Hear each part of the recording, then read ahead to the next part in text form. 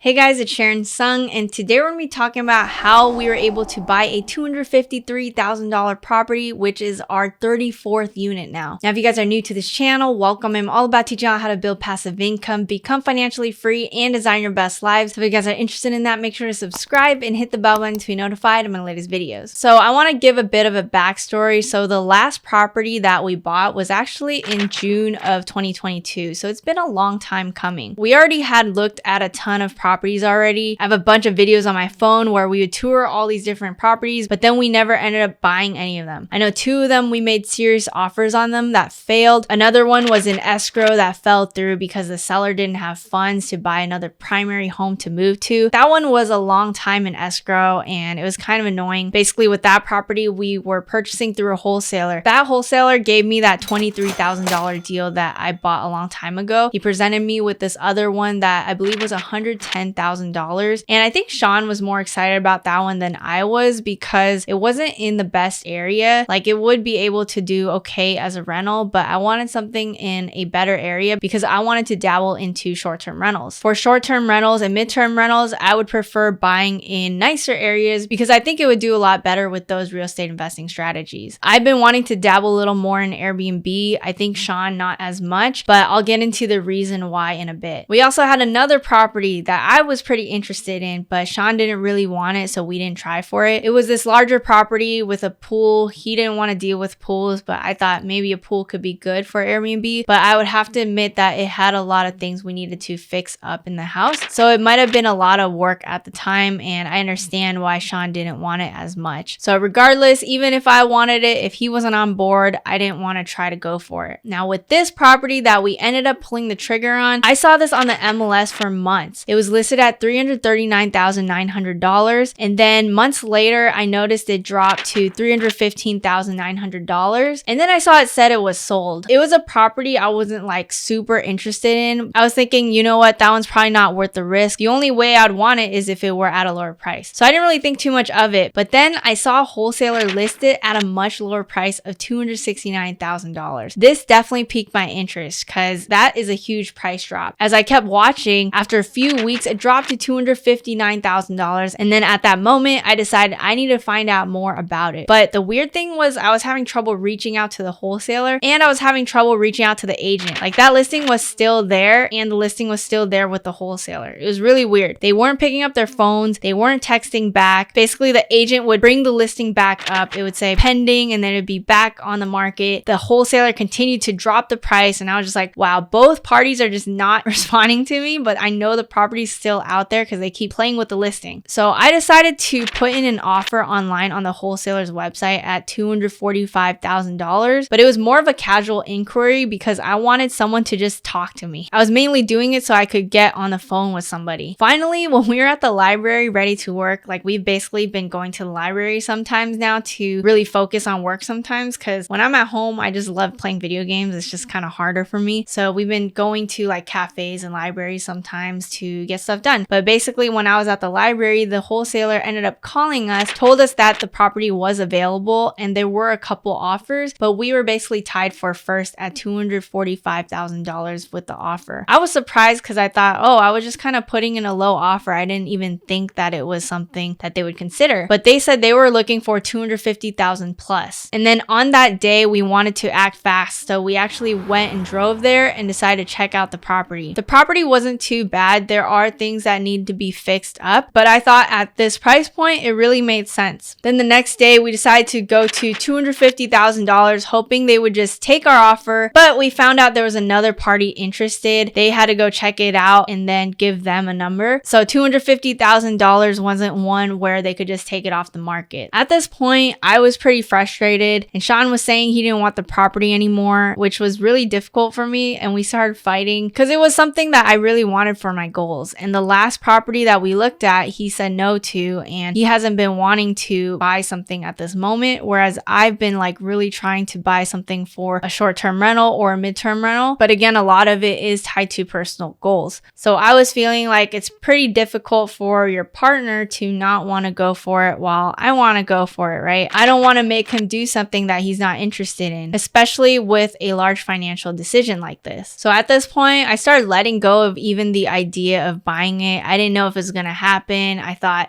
Sean doesn't want anymore. I don't know if we're gonna be able to go up in price at this point, especially if he's not interested. But I also started thinking that I need to sometimes just be more resolute with what I want instead of just abiding by others. Sometimes I find that with decisions, it can be hard for me because I want to make sure all parties are happy. So it can be kind of hard for me to put my foot down. So at this point, I decided to tell Sean, hey, look, like I really do want this property. And I told him I'm trying to put my foot down here. I basically told him of other instances where I wasn't fully like down, but then I wanted to be supportive, so I was. So yeah, it can definitely be difficult if your spouse isn't on board, and you have to talk facts, you have to talk about the numbers of the property, and you have to talk about, compromising and things like that. Now let's get back to the story. Sean got a call that it went up to $252,000, but since he knew I wanted it so badly, he decided to ask what would it take to lock up the deal, and he was able to get it at $253,000, done deal. So then my mood completely switched. I was super excited, and we finally got it at $253,000. Now we found out this was actually a daisy chain. So a daisy chain is basically when two wholesalers are involved. So in this scenario, a wholesaler signs the contract with the home seller and then assigns the contract to another wholesaler, and then that wholesaler signed it to us, the buyer. So that was very interesting. The closing costs were $2,595.01, and originally it was a bit higher, but we were able to get about $450 off when we looked at the contract because they charged us double on a transaction coordinator fee. So you want to make sure that you always check through the contract, make sure that they aren't double charging on any fees and things like that. And when we were looking over the contract, it looked like with the two parties involved, one received $5,000 in assignment fee while the other got $13,000 in assignment fees. So it didn't matter to us because we felt good. We still got it at a very good price because the after repair value looks like it's around $400,000 plus for similar square footage homes with 4-bedroom, 2 baths. This property is about 2,100 square feet. We even spoke with a contractor who's also a realtor who saw nearby comps at $470,000 and another that was fixed up well at $600,000 or so with similar specs,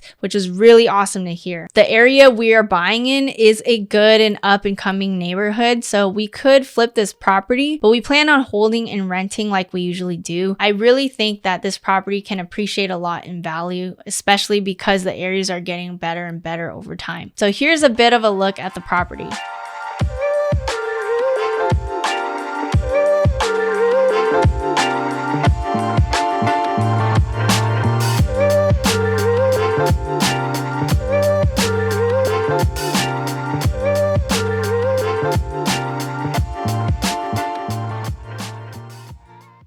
So let's go over why we bought the property. First off, the numbers look great. So again, $253,000 purchase price, around $2,600 in closing costs, and then the ARV is $400,000 plus. That gives us a lot of wiggle room to fix up the property, and it's not in that bad of condition. Even the rents look pretty high. So on Zillow and Rentometer, it's looking like it can get $3,000 to $4,000 in monthly rents as a long-term rental, which honestly, I was pretty surprised because our Bay Area home would rent for $3,500 a month. So for us to get it at such a low price point and be able to rent out for that high was pretty exciting for me. I was gonna initially do this as a short-term rental, but as I researched numbers, it looks like there's more vacancy than I thought there would be. So I went on Airbnb, I checked the calendar of nearby example listings to gauge the vacancy, and on Mashvisor, I would also check as well. You can check out Mashvisor through my link below. It's great for doing some analysis on Airbnb and long-term rental properties. But I think for short-term rentals, it could rent at $150 to $200 a night. But with the high vacancy rate, it probably isn't worth it. So this is where I was kind of like having trouble. I was thinking, should I rent it out long-term or should I rent it out as a short-term? And then I realized that furnished monthly rentals do pretty well in this area. So I went on Zillow and I looked, and there were furnished monthly rentals going for $8,000 to $11,000, which is insane. If we can get $4,000 to $5,000 for this property, I'll be super super happy. That's why I think we're probably going to go the midterm rental route, especially as this would be in line with our personal goal of transitioning for our move. So let me talk about this personal goal, right? I was trying to buy another property this year and Airbnb it out so that I could build the system where I have the cleaners, the property managers, and things like that for when we move out of this primary home and actually live in Taiwan for a few months. So this is something we're planning to do. We already bought a one-way ticket to Asia, so we're definitely going to do it. And we're going to do a language immersion program in Taiwan to learn Chinese. But if we want to do that, I think the financially savvy thing is to figure out how we can rent out this room. So that's why I wanted to get another home where when we fix it up, we have the team in place to rent it out. We can use that same team for this property when we leave. I was either looking for another primary home in a neighborhood we wanted to live in that works as a short-term rental, or just buy another rental property that would work as a short-term rental. So that's probably what we're going to do for now. We're just going to rent it out normally as either short-term or midterm, but like I mentioned, probably midterm based on those numbers. And then who knows, maybe we will move into that property in the future instead of this home we're at right now. Normally we would buy aggressively out of state, but right now we're more focused on building up our income. And again, we're looking for something more local. And we also think there is strong appreciation potential here. Because home prices have gone down and there is less demand, like I've seen some price cuts and I have seen properties longer on market. We have been focused on saving up cash. Like for the last year, we just been building up our income and saving up cash, but we were still on the lookout for good deals. So I think this is the good deal for this year. Like we're probably not going to be buying more for now. And we're just going to be focused on our personal goals to enjoy, to learn Chinese, to travel the world and things like that. Now, after watching the market for 7 months or so, I have found that the Dallas market hasn't been dropping as strong as maybe some other markets have. But like I mentioned, I do see some properties longer on market, seeing some price cuts, but ultimately the properties I was eyeing got snatched up and the prices seem equal to or even higher than what I used to see for the buying criteria I look for. I think there are definitely deals to be had this year. And again, this is not investing advice, but I'm definitely going to keep watch on the market, and we're most likely just going to be sticking to this one property and just working on stabilizing and renting it out. Since we're on that retirement mode phase, I think we're just about our personal goals right now instead of extreme wealth accumulation. So what is going on with the property right now? Well, we've been interviewing contractors. We met with about 6 parties this weekend, and we have another giving a bid this upcoming weekend. We took notes on each contractor and we're going to see who we go with. Some had less professionalism than others. Some came with measuring tapes, some came with notebooks to jot down different notes, and we just took note of how each one did. We plan on reviewing their bids and also reviewing their references and online presence, but it's looking like it's going to be about $30,000 to $50,000 in renovations. We'll see though, because things can always happen and it can increase, but if we stay in this range, I think we're going to be at a good place, because that means we'll be all in at around $290,000 to $310,000, and we want to hold on to this property for the appreciation potential. We're also going to go with Steadily to insure our property. It's a great company to help you with landlord insurance, so if you guys are interested in that, we'll put it in the link down below. And you always want to have insurance in case of anything. So I hope you guys enjoyed this episode. I'm really excited for what's going to happen with this property. Let me know in the comments below what you guys want to know about it. I'm going to try to document as much as I can of the journey, and I hope everything works out. It would be amazing to rent this out at $4,000 to $5,000. We did pay all cash for this property, so the rental income would be pretty amazing, but we might do a cash out refinance in the future. Who knows? If you guys like this episode, smash the like button, subscribe, and hit the bell button to be notified of my latest videos. I'll see you guys in the next one.